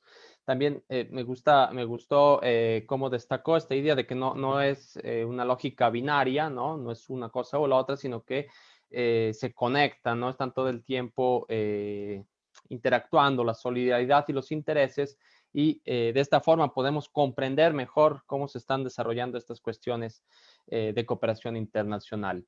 Bien, entonces entramos a la parte de esta mesa. Tenemos unos 30 minutos para resolver las preguntas o algunos comentarios que el público desde Facebook Live nos ha vertido. Y también generar aquí una especie de espacio de interacción, de discusión, como lo señala esta mesa, entre los y las expertas. Recordando sobre todo que esta mesa trató los cuatro o pone énfasis en los cuatro grandes temas de la cooperación internacional para el desarrollo, que son la Agenda 2030, las cuestiones de medio ambiente, la migración y la pandemia de COVID-19. Digamos que esto es lo que engloba esta mesa, tratando de responder a la pregunta que, como bien mencioné al inicio, sobre cuáles son los principales desafíos globales de la cooperación internacional y su interacción entre sí. Creo que la mesa ha logrado su objetivo y ahora vamos a abrir este espacio de discusión, leyendo algunas, voy a proceder a la lectura de estos comentarios y preguntas y luego cada uno de ustedes podrá ir respondiendo, ¿no? De acuerdo con su tema o si quiere polemizar con algún otro panelista, está muy bien. Entonces, Héctor Sierra nos dice que es muy interesante y tanto dramática la expresión de Javier, obviamente no es para menos, considerando que es justo que hay que profundizar y divulgar el impacto asertivo de la Agenda 2030. Héctor Iturbide nos dice un tema que nos afecta absolutamente a todos, es la seguridad alimentaria, nutricional y su relación con el desarrollo sustentable, que es todo un desafío. Estos son más como comentarios. Uriel Aguilar, nos dice, respecto a la migración, ¿qué opciones se han analizado para reducir el costo de las remesas que enviaron los migrantes?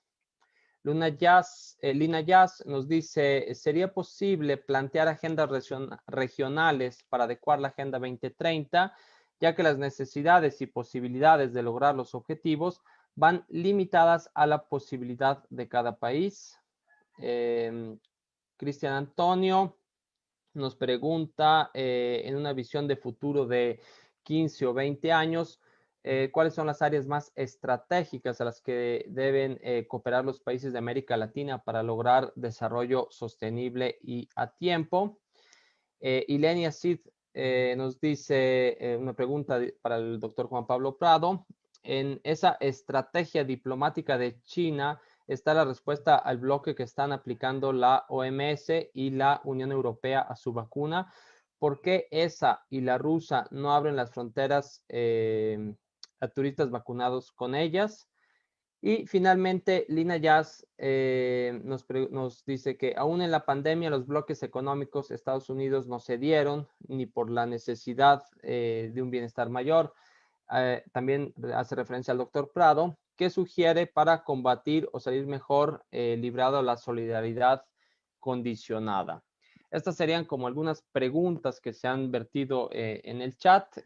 Dejo abierto a los panelistas la posibilidad de responderlas o discutir con ellas. Y siguiendo el orden de la mesa, yo daría visto que el doctor Javier, también pedimos una disculpa a nombre del doctor Javier, que tiene problemas de conexión. Y parece que no ha podido reconectarse. Entonces yo cedería la palabra a la maestra Miriam Gabriela Medel para ver si responde a estas preguntas o tiene algo que decir. Muchísimas gracias, Eduardo.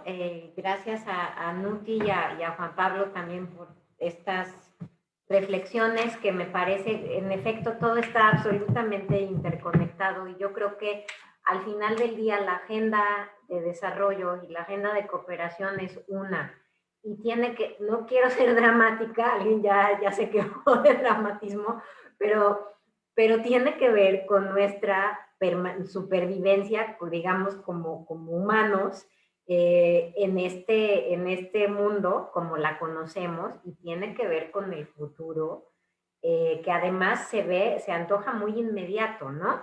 Yo me acuerdo que cuando en algún momento de mi vida fui negociadora por parte de México en el proceso de cambio climático, y entonces en aquella época decían, no, es que en 2020, y el 2020 era así como un parteaguas, y un montonal de cosas tenían que suceder en 2020, y de repente estamos en el 2021, y lamentablemente muchísimas cosas que tenían que suceder en 2020 no sucedieron. Un poco, y ¿a qué voy con eso? A que tenemos una ventana de oportunidad sumamente corta para actuar, para revertir, para trabajar en este concepto que me fascinó, que es proconstruir. Y bueno, yo un poco respondería un poco a los comentarios que vinieron aquí con 2 o 3 conceptos. Uno, el 2030 no es un número escogido al azar, ni un poco este tema de que todos los negociadores veían el 2030 ahí lejísimos y ahí entonces ya no nos va a tocar a nosotros hacernos cargo del asunto.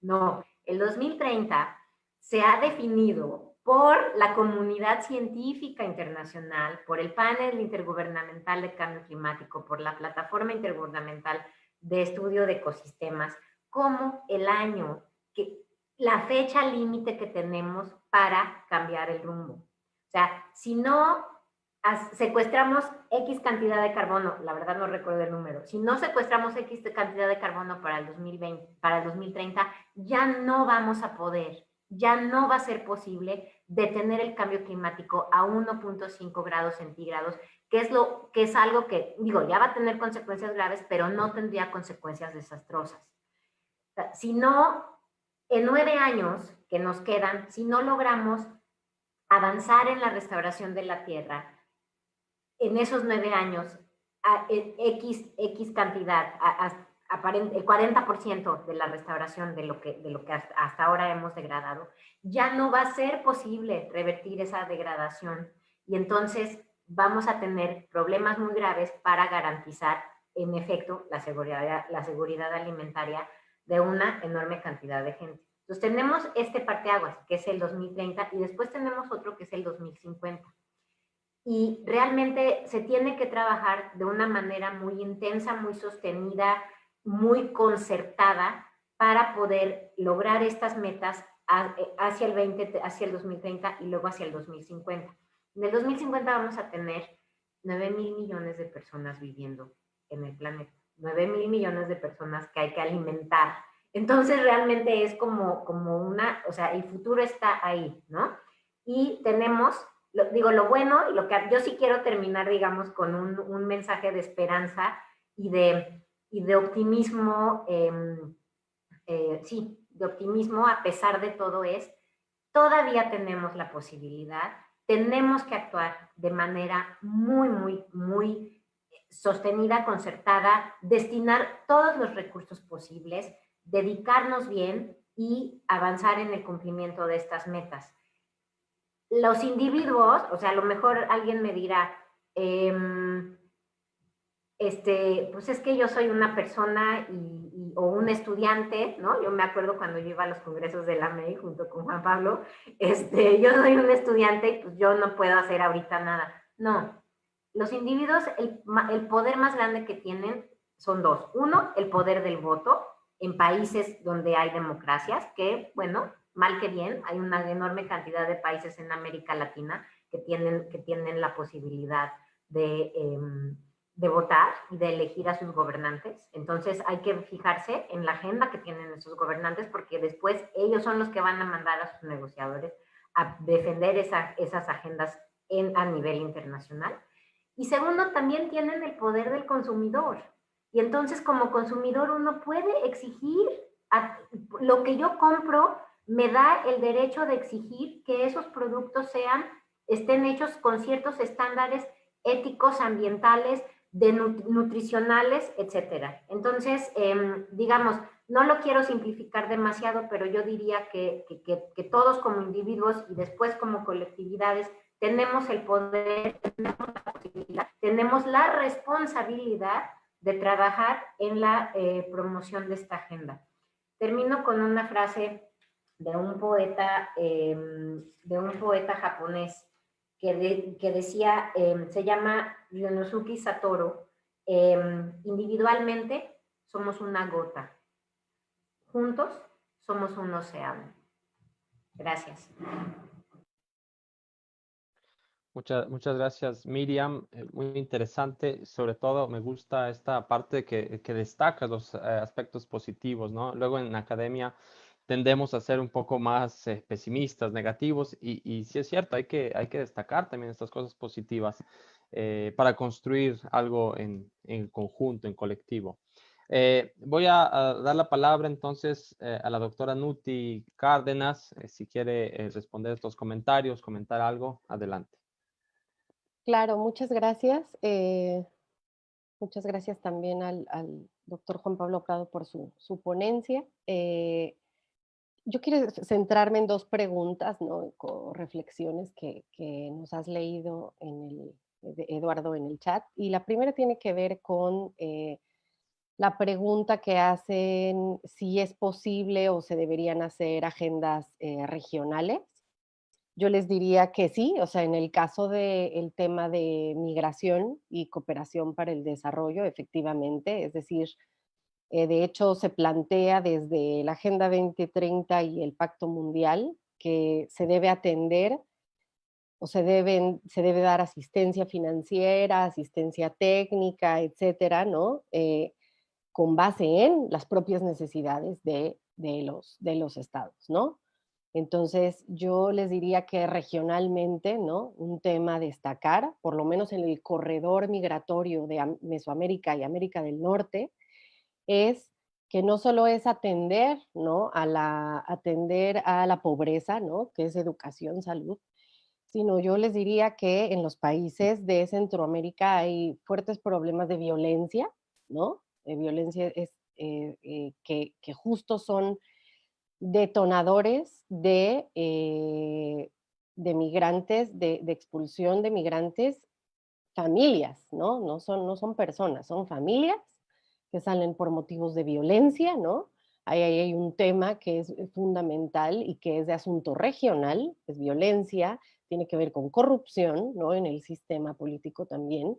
Y yo uniéndolo, ¿no? Digamos, con el panel, con la exposición de Miriam, es que también las condiciones climáticas en Centroamérica siempre han sido un detonante de los flujos migratorios.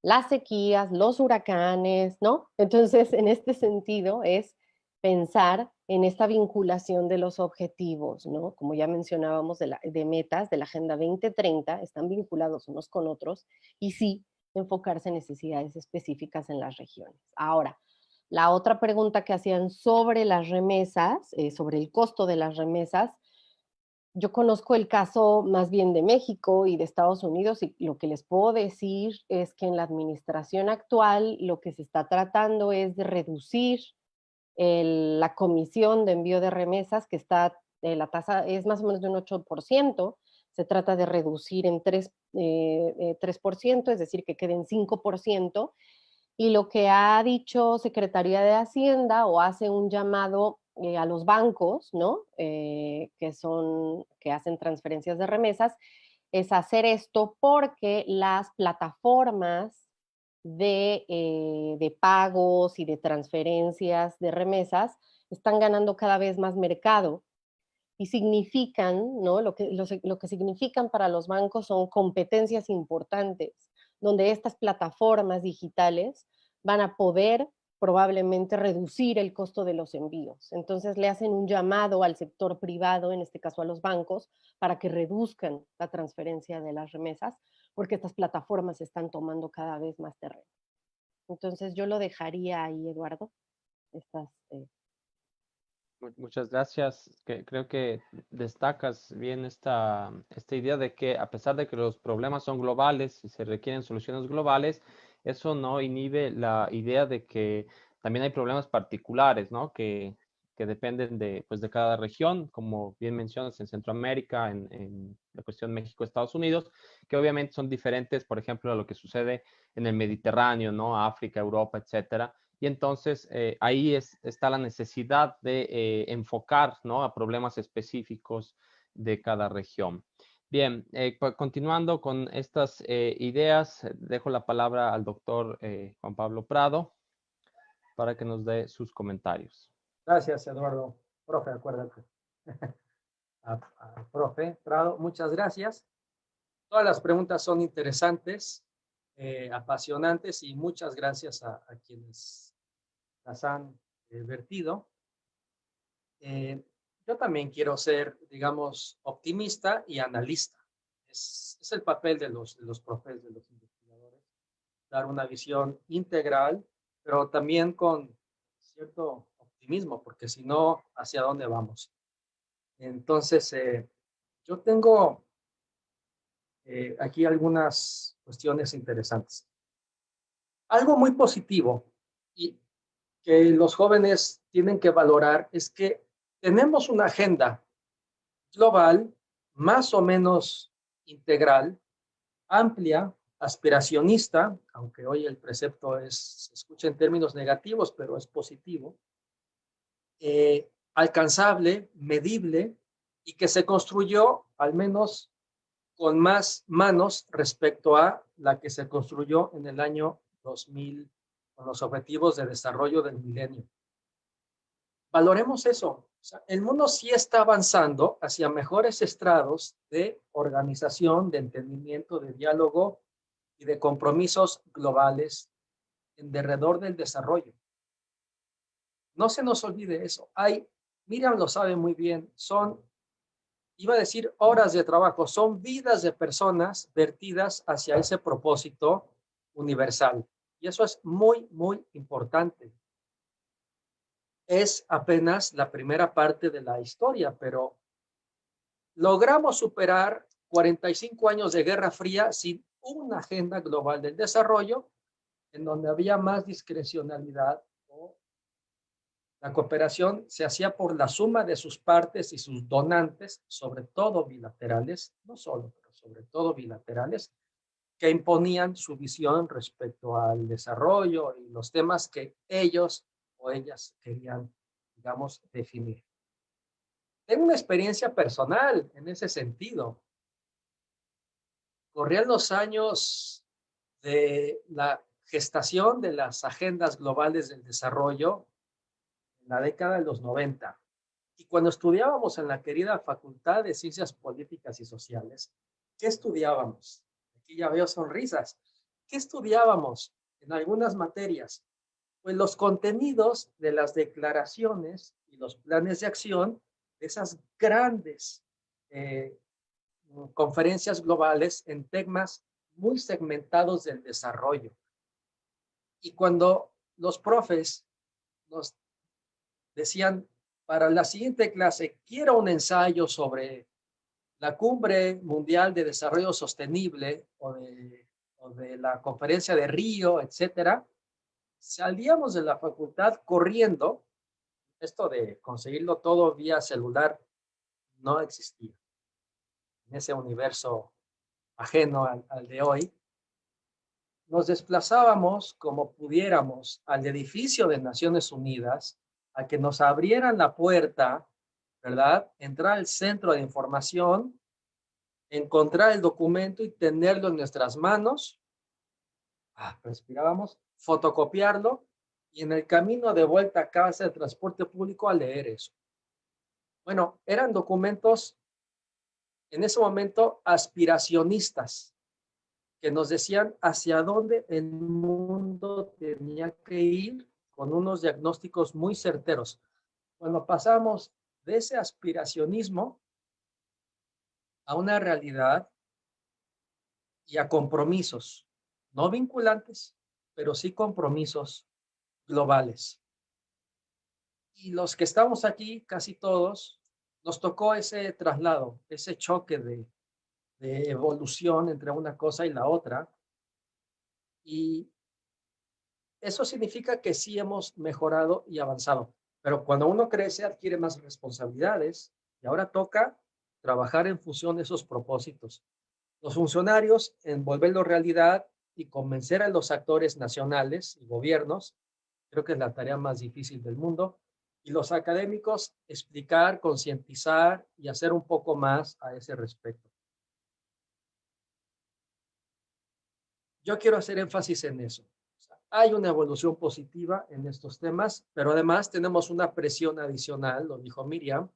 No podemos seguir esperando y solo estudiando y hablando, sino actuar, cada uno en función de sus trincheras.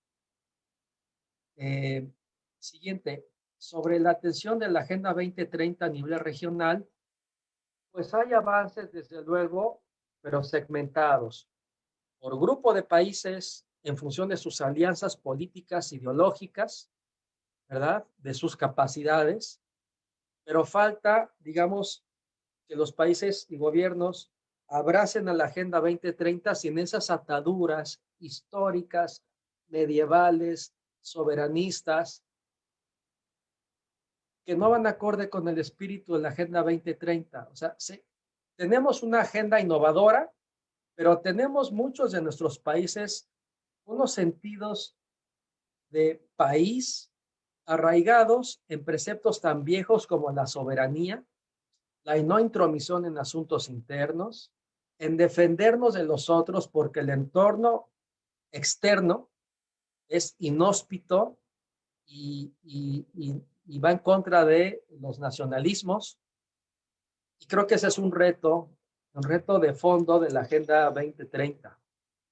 Reducir los nacionalismos cuando hay más nacionalismos que antes, por cierto, y que en la década de los 90 siempre ha habido, pero resurgen. Y no solamente en Estados Unidos, sino a veces también en otros países latinoamericanos, yo diría como en México. Es más difícil generar alianzas regionales, pero bueno, aliémonos en términos con base en estas alianzas, identificaciones políticas ideológicas en América Latina hacia la Agenda 2030. Con lo que tenemos, aprovechémoslo y creo que eso sí ocurre en algunos casos. México y Argentina unen fuerzas para generar vacuna, satisfacer parte de sus necesidades y ofrecer vacunas a terceros países. Y no podemos diseccionar lo político, lo ideológico con lo solidario. Quien piense que o es una cosa o la otra está en otro planeta. Aceptémoslo, pero intentemos regular y matizar los tintes políticos, condicionantes, ideológicos en estas tareas. No digo erradicarlos. Para que exista cooperación tiene que haber incentivos. En el mundo político y de la realpolitik, esos incentivos son ganar aliados. Bueno, pero está bien, pero que no sea, digamos, el elemento central del ejercicio. ¿Sí? Un poco más de gobernanza en ese sentido creo que nos vendría muy bien. Porque si quitamos el incentivo político se termina la cooperación. No de forma súbita, pero no habría la misma cooperación. Y bueno, ya para terminar, yo creo que esta competencia entre actos solidarios y egoístas, entre China y Occidente, entre los propios países de la Unión Europea por conseguir las vacunas, competencia y cooperación en América Latina, en Asia, verlo desde un punto de vista optimista, es positivo. Por ahí leí un artículo muy interesante en términos de que la competencia entre las grandes hegemonías o países fuertes o emergentes, como le quieran llamar, le viene bien al mundo, menos hegemonías y un mundo más multipolar le viene bien al mundo, para que nadie concentre el poder en demasía. Entonces nos corresponde a nosotros, ¿verdad?, alimentar ese mundo más multipolar y fortalecer al multilateralismo, que no es lo mismo, ¿cierto? No es fácil la tarea, pero justamente estos grandes temas de la cooperación podrían poner orden en las agendas nacionales e internacionales para evitar que la COVID nos destelle la vista y solo pensemos en que COVID, incluso, yo lo he escuchado por ahí, es Agenda 2030 de Desarrollo Sostenible. Porque ya con esto concluyo. La Agenda 2030 es tan amplia, lo dijo Javier, que es todo y nada a la vez. Y eso algunos gobernantes lo utilizan a su favor para decir que mejoraron una banca en una escuela y con eso en automático atienden no a los ODS, sino a la Agenda 2030 desarrollo, y el país apoya y se compromete y se suma al esfuerzo. Cuidado con eso. La Agenda 2030 y los ODS son muy vulnerables en ese sentido, y eso es una responsabilidad también de los gobiernos, de organismos internacionales, para no permitir ese uso tan discrecional de la agenda que tanto trabajo y esfuerzo nos costó construir desde hace décadas. ¿Ok? Y bueno, pues básicamente eso. No puedo responder a todas las preguntas, que son muchas, me comprometo a hacerlo después. También Javier Zuraski. Y adelante, Eduardo. Muchas gracias, profesor. Muy también interesante, traducido, ¿no? Yo me atrevo a traducir lo que usted dice en términos filosóficos, dejar un poco atrás ese mundo hobbesiano, ¿no? De estado de guerra permanente, para empezar, ¿no?, a tender puentes de colaboración y cooperación, sobre todo, como decía Javier Zuraski, viendo esa cruz del sur, ¿no? Esa Agenda 2030, que es la que guía en cierta medida, ¿no?, las acciones que se deben emprender a partir siempre de la colaboración. Bueno, hay otras preguntas. Manuel preguntaba algo sobre la Unión Europea, que creo que se respondió bien. Y luego tenemos saludos, ¿no? También desde Alemania, desde Colombia, Yucatán, Bolivia, felicitando en general a la mesa, a la MEI, por este evento. Y se nos acaba el tiempo. Entonces yo terminaría aquí esta mesa. Creo que en general las preguntas se han respondido. Y agradeciendo obviamente a los panelistas, agradeciendo la oportunidad de moderar esta mesa. Y para terminar este evento, dejo la palabra a el doctor Damaso Morales, presidente de AMEI, que nos quiere dar un mensaje. Adelante, doctor. Muchas gracias, Eduardo. Pues sin lugar a dudas ha sido una mesa bastante interesante y que se inscribe en uno de los temas fundamentales, hablar de las problemáticas de la humanidad. Efectivamente, como ustedes ya lo mencionaron, pues no tienen nacionalidad, las problemáticas no tienen nacionalidad. Es muy complejo y por ello también se demanda una cooperación internacional compleja y comprometida. Y esta idea de las agendas particulares, de las estrategias, de las políticas, de los intereses de los estados, hasta dónde también se contraponen o pueden ser también coadyuvantes incluso de la propia cooperación. Yo soy de los optimistas y que viendo la historia de la humanidad, en efecto, se puede observar mucha estupidez en la historia de la humanidad, pero también se puede observar precisamente que se ha salido adelante cuando la cooperación es esta estrella polar que nos guía. Y yo estoy seguro que el COVID es una gran lección para todos como humanidad. Y estoy seguro también de que más allá de los intereses y geopolíticas, la cooperación va a salir fortalecida y esperemos las cosas vayan mejorando. Efectivamente, fue una mesa muy felicitada, básicamente América Latina y España, ¿no? Por supuesto, de México, también de varios estados de la República. Yo me despido simplemente recordándoles que debido también al COVID, vamos a tener nuestro congreso anual de la MEI de forma virtual, ¿no? Pero vamos a estar ahí juntos, finalmente nos vamos a poder saludar, vamos a tener un gran congreso y los invito a que preparen sus mesas. Simplemente ahora, viendo esta, se me ocurrieron tantas temáticas, pero bueno, les envío un gran abrazo a todos y agradezco muchísimo a nuestros panelistas del día de hoy. Estuvieron magníficas, doctora Nuti Cárdenas, excelente, Miriam Medel, excelente, Juan Pablo, te agradezco la organización, Javier se nos fue por cuestiones técnicas y Eduardo, te envío un gran abrazo. Muchas gracias y que estén muy bien. Hasta la próxima mesa de diálogos. Hasta luego. Hasta luego.